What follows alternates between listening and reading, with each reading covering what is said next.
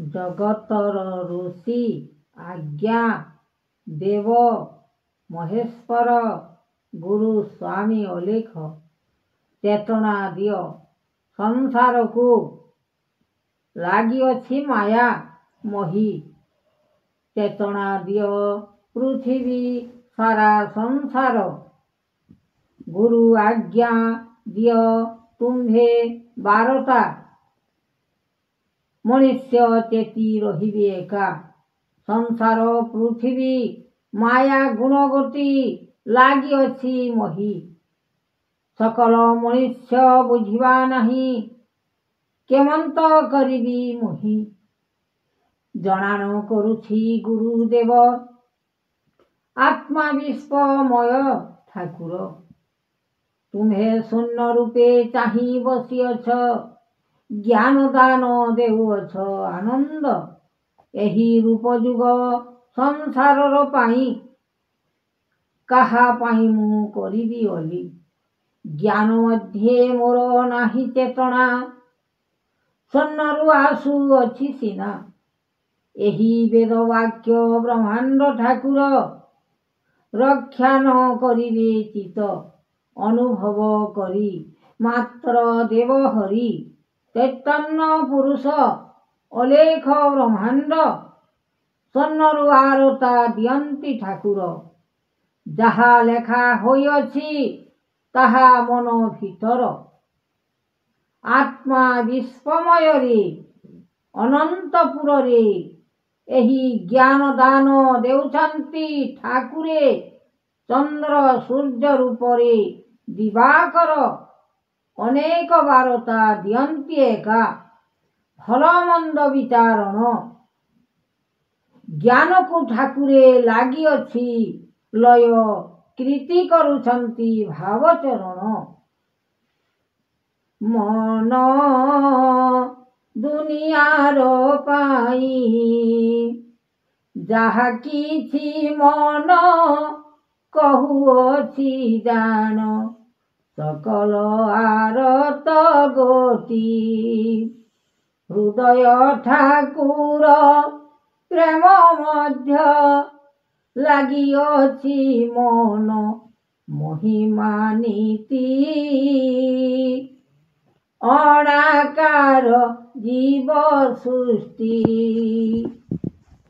କେତେ ନାମ ବ୍ରହ୍ମ କେତେ ଜ୍ଞାନ ଦାନ ଦେଉଛନ୍ତି ବ୍ରହ୍ମା ମହାଜ୍ୟୋତି।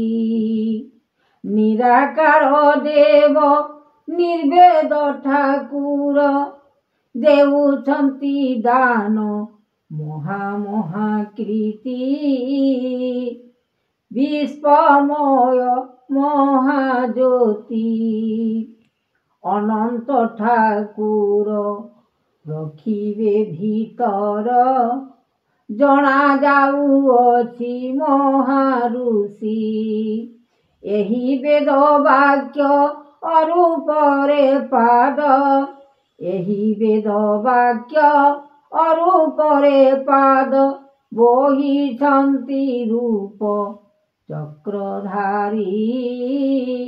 ସ୍ୱର୍ଣ୍ଣ ବିଶ୍ୱମୟ ହରି ଦୁନିଆ ସମୟ ଅଟଇ ଯେ କାଳ।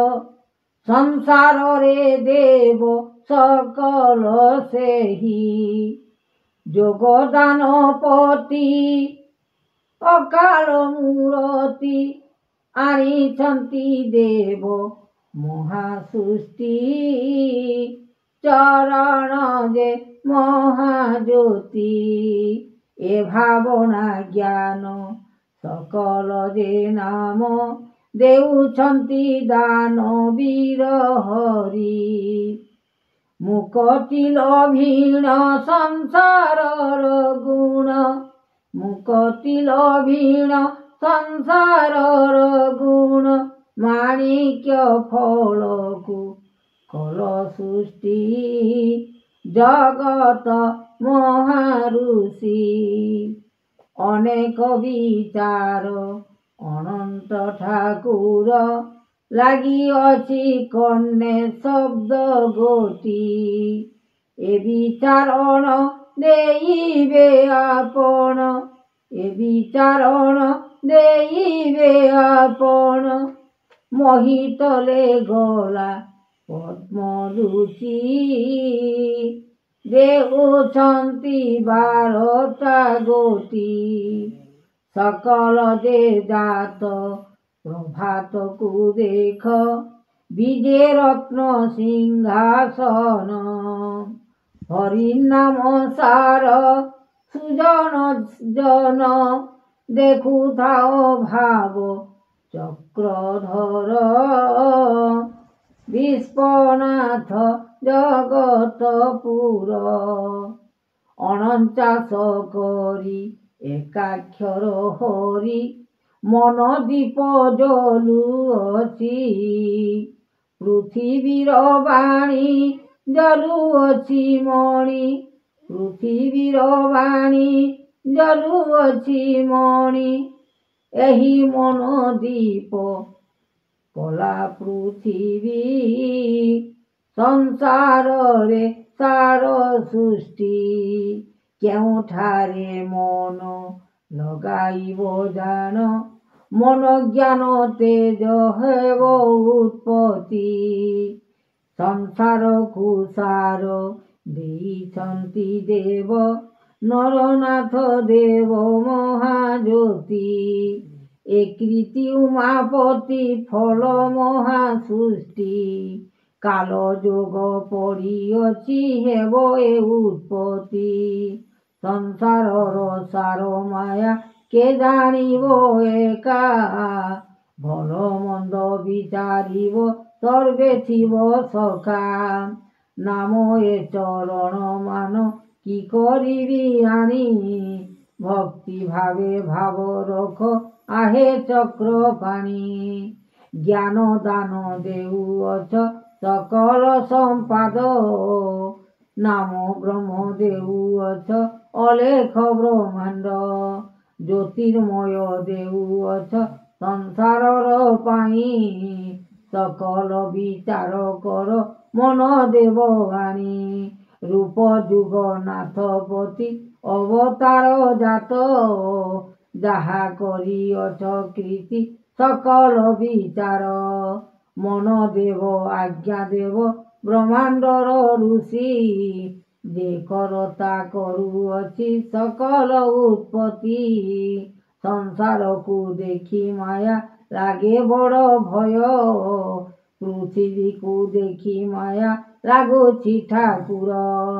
ଅନ୍ତର୍ଯ୍ୟାମୀ ନାଥ ତୁମେ ଜଗତ କରତା, ମନେ ମନେ ବିଚାରିବ ଆତ୍ମା କରେ ଲେଖା। ଆତ୍ମା ସଙ୍ଗେ ମିଶ୍ରଣ ଯେ ଭାବ ଋଷି ଦେବ, ସ୍ୱର୍ଗପୁରେ ରହିଛନ୍ତି ଅଲେଖ ବ୍ରହ୍ମାଣ୍ଡ। ଜ୍ୟୋତିର୍ମୟ 12ଟା ଯେ ଜ୍ଞାନକୁ ଯେ ଚାହିଁ, ଅଜ୍ଞାନରେ ଭାବ ଚିତ୍ତେ ଲୟ କର ସେହି। ମଣିଙ୍କର ବାକ୍ୟ ଗୁଣ ତୋଷ କର ମନ, ଯାହା ଆଜ୍ଞା ଦେଉଛନ୍ତି ରଖ ଗୁରୁ ଜ୍ଞାନ। ଚେତନା ପୁରୁଷ ସେ ଯେ ଅଟନ୍ତି ଦେବପତି, ସ୍ୱର୍ଗପୁରେ ଜାତ କଲେ ମହାଦେବ ଋଷି। ଅନ୍ତର୍ଯ୍ୟାମୀ ନିରାକାର ଦେବ ନିରଞ୍ଜନ, ସପ୍ତ ଜ୍ଞାନ ବେଦ ମାନ ରଖିଲ ଆପଣ। ହୃଦୟରେ ଅନ୍ତପୁରେ କଲେ ବେଦ ସାଇ, ରୂପ ମାୟା ଲଗାଇଲେ ଉତ୍ପତ୍ତିକୁ ଆଣି। ବେଦ ବ୍ରହ୍ମା ଡାକ ସିନା ଜଗତ ଠାକୁର, ଶୂନ୍ୟ ପାଦ ଧରିଅଛ କରିଥିବ ଲୟ। ସତ ଶାନ୍ତି ଦୟା କ୍ଷମା ରଖିବ ମହିମା, ଆତ୍ମା ପୁରେ ଲଗାଇଛ ଲୟ କର ବାନା।